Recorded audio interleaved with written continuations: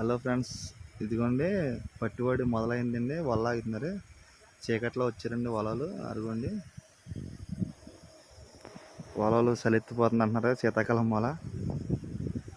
ఇదిగోండి ఇలాగా ఇటు ఇలా వదిలేరండి వల. అదిగో నావల మీద కూడా ఉన్నారండి.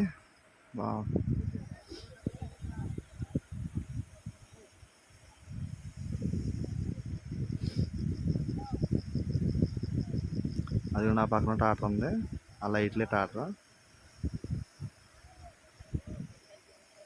అదిగోండి షెడ్ కాడికి లారీలు రాత్రి వచ్చి పడుకున్నారు అలా లారీ వాళ్ళు.